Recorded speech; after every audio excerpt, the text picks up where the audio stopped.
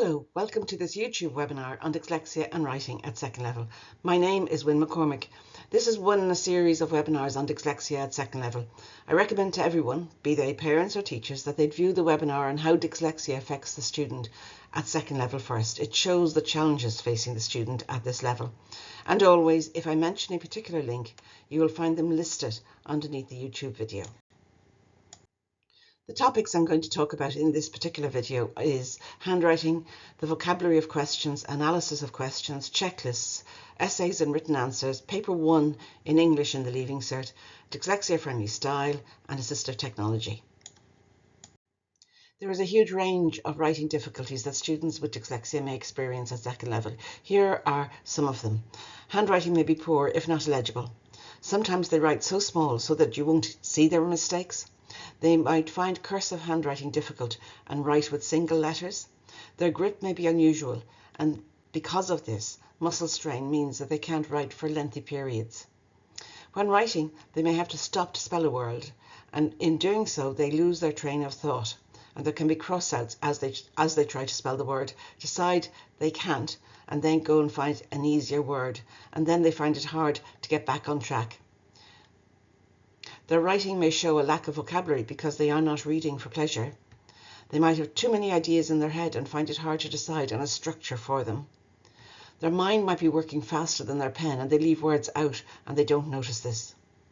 Personal response questions may be difficult, so being asked their opinion on a poem or to describe a personal experience is challenging.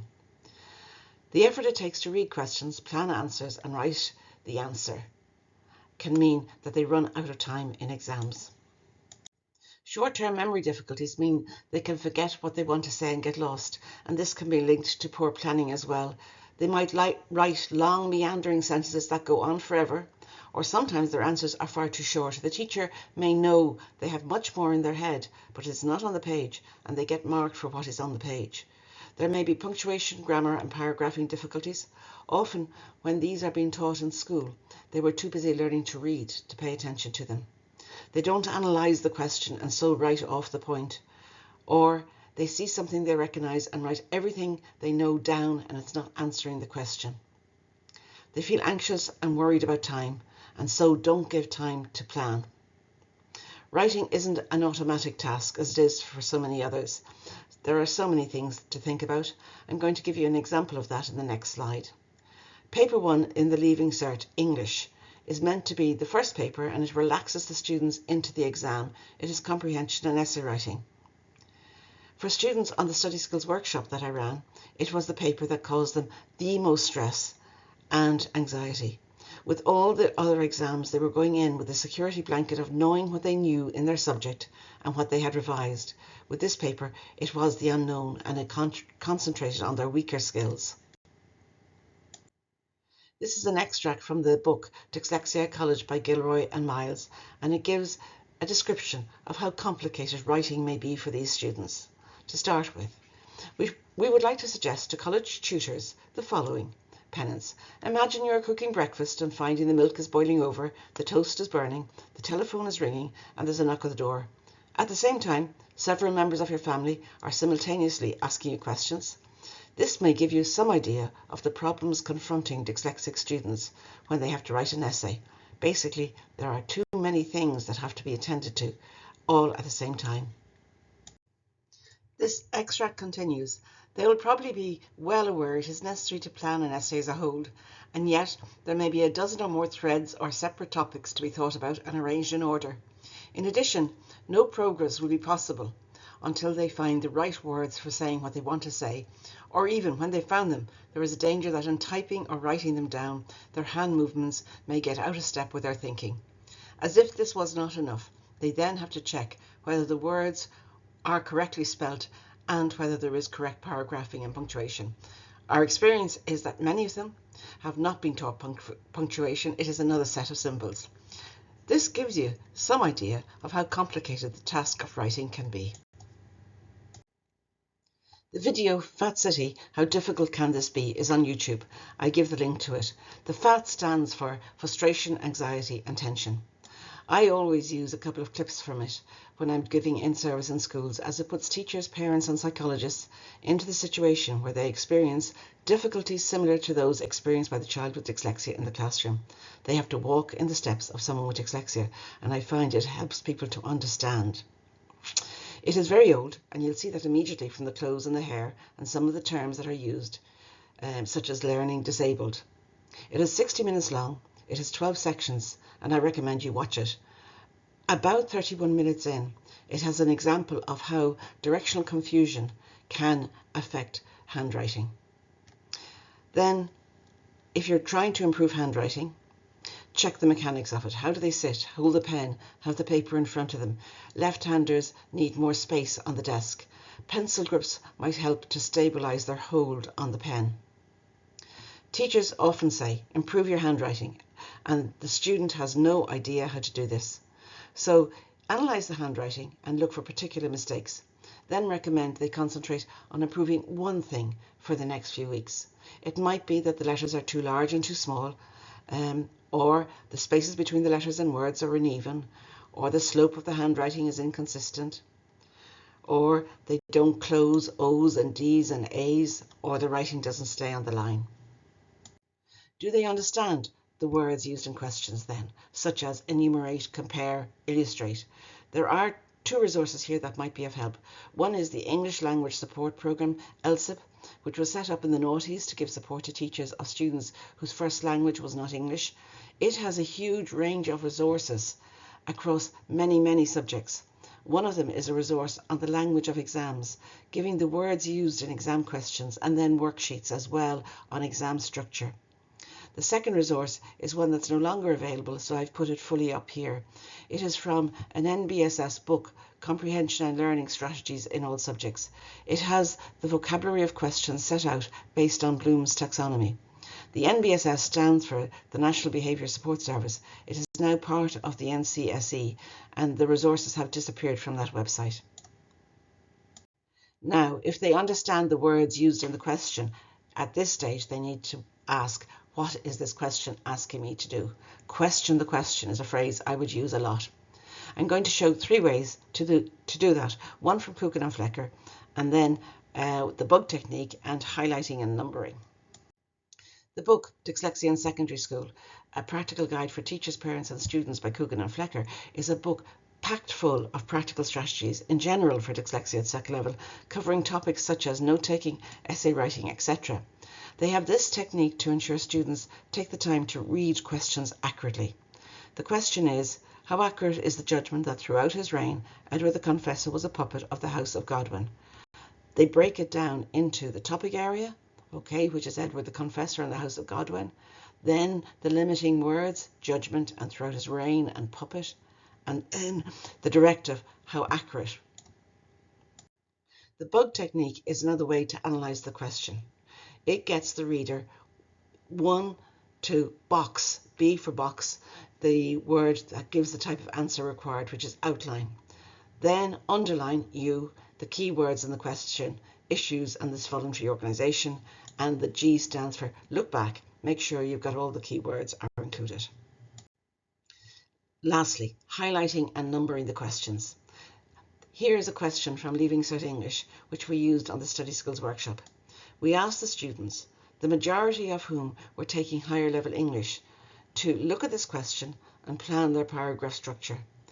It was very obvious that they did not see the structure in the question that we, as teachers, see immediately. As a result, they were a bit lost in their planning. We taught them to use highlighting and numbering, and suddenly you could see the light come on in their eyes as they suddenly saw the structure of the answer in the 3 elements: 1, engaging narrative, 2, lyrical beauty, and 3, concrete realism. A teacher on a course that I ran once told me that she got them then to use coloured pencils when reading the comprehension piece, and as they read they collected the points to be made in the answer. If it was lyrical beauty, she would use blue pencils. If it was concrete realism, it was green pencils. She said to use pencils rather than highlighters, as the highlighters are too strong in their colour. Now, as a result of understanding the question, It was very easy then for the students to plan their answer and have their paragraph structure laid out for them.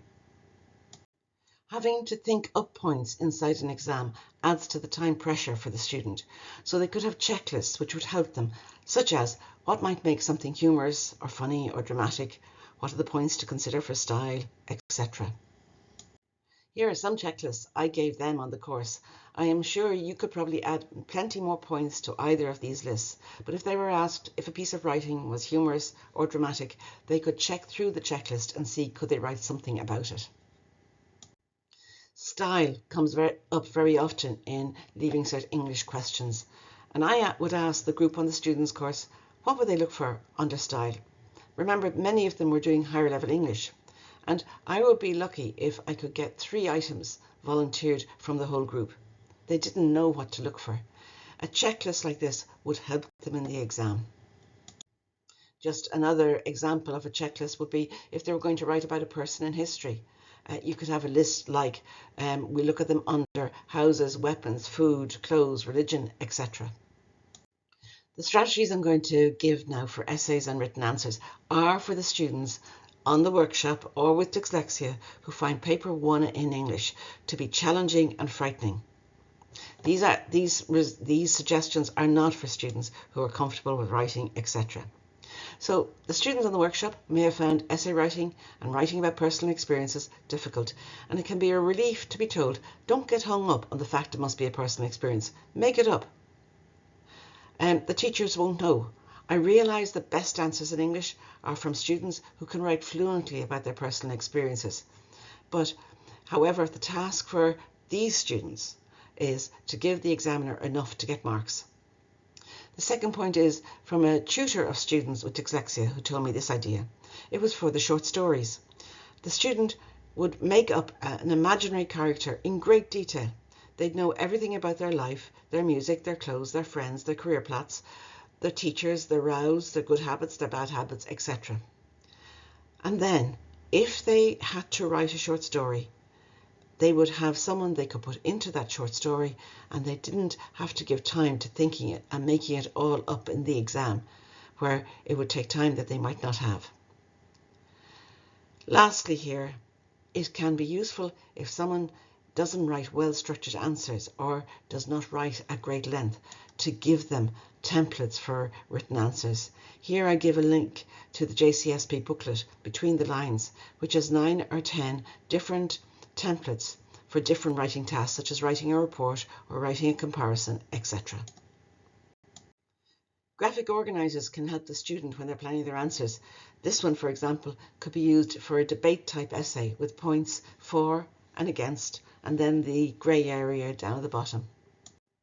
This one could be used to help them structure an evenly planned essay on a sporting achievement, etc. A useful technique could be this. Ask them to write the essay using the key sentence for each paragraph only. And this could be in any subject where there are essay type answers. Essay writing is such a long piece of work. By doing it this way, on occasion, they are learning about how to plan their essays, the role of paragraphing, and the role of the key sentence. They've put a lot of work into it, and yet it is only maybe 9 or 10 sentences long. A great help when writing a well-structured answer is often how they learn the topic. If they have well-structured notes or mind maps or graphic organisers, it helps them write a much better answer. Here's an example from the PDST booklet on graphic organisers. It's on the comparative text, and it's easy to see how much help it would be when writing an answer. Lastly, on this page is Oka Books, and they have a booklet on writing a great essay. It's a colour-coded essay planner. Oka Books is an English publisher set up by the parents of someone with dyslexia to help provide revision books for them.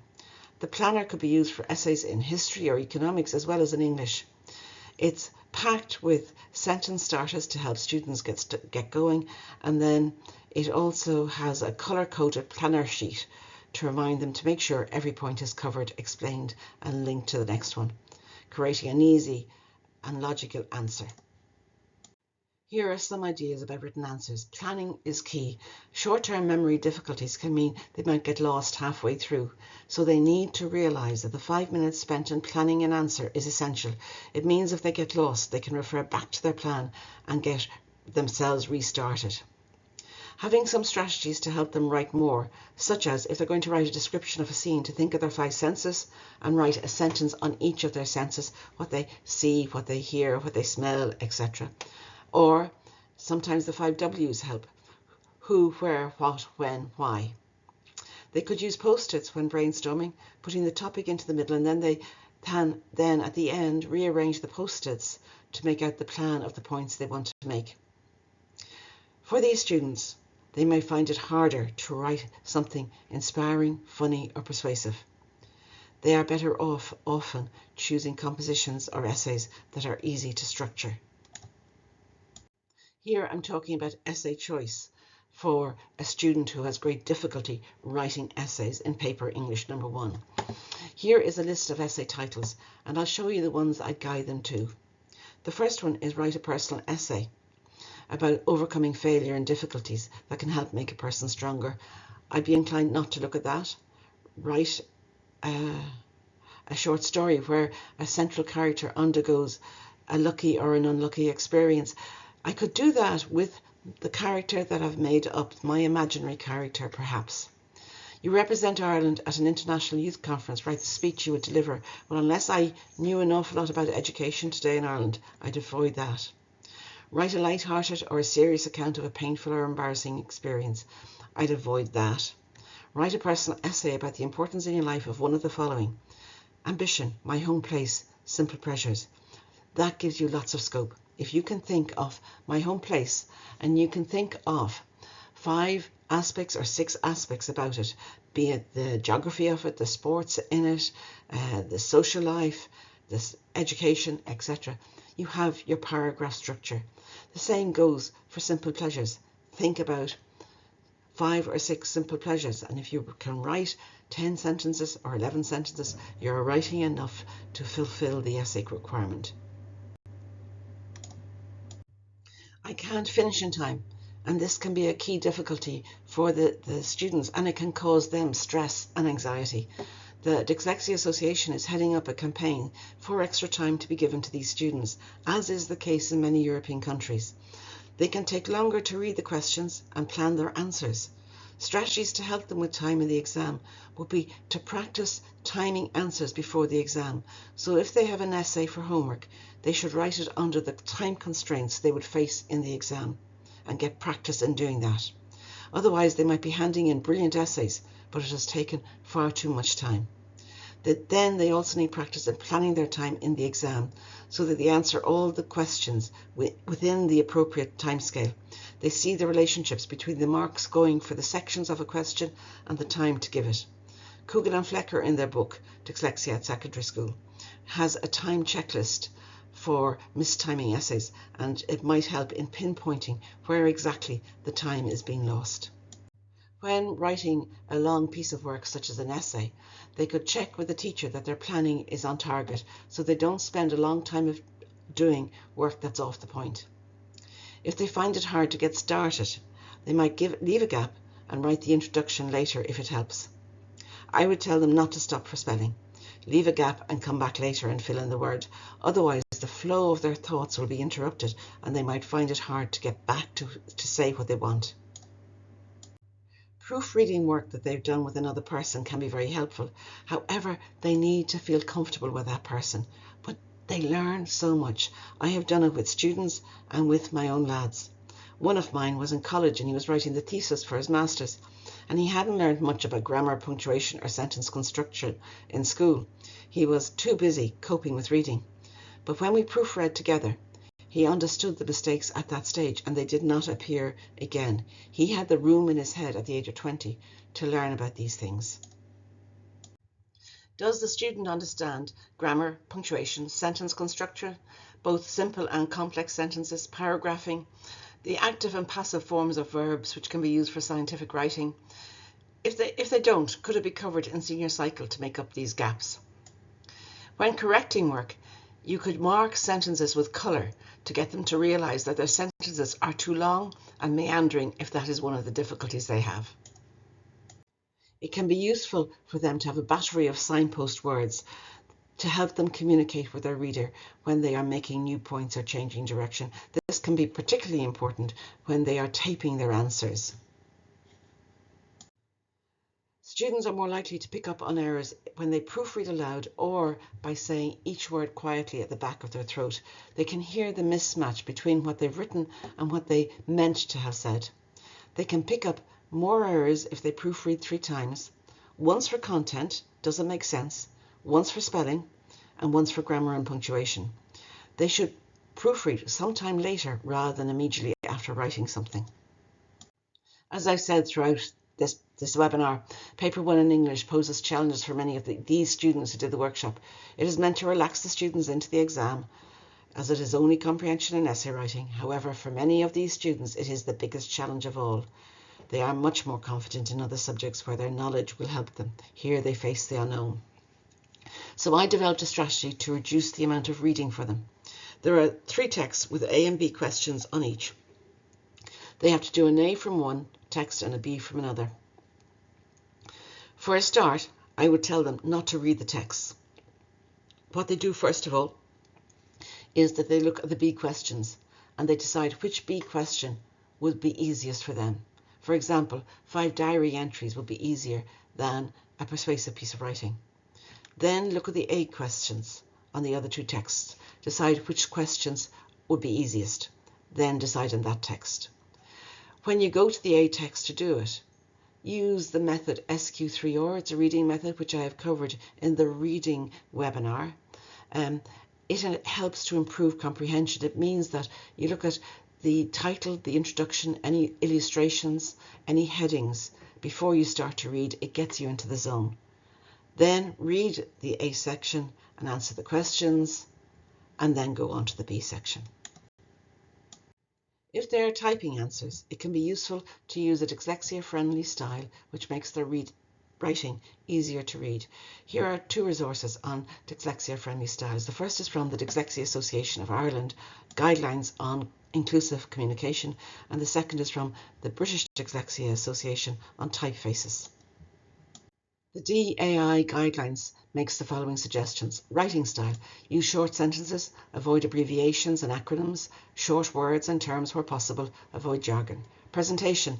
Line and a half spacing, wide margins, justified text, bold print to highlight, not using italics or underlining, and then bullet points rather than prose. Font, sans serif, such as Calibri, Arial, Veranda, minimum font size 12 or 14, avoid unnecessary use of capitals, increase the spacing between letters, and paper could be coloured or cream or off-white or matte paper.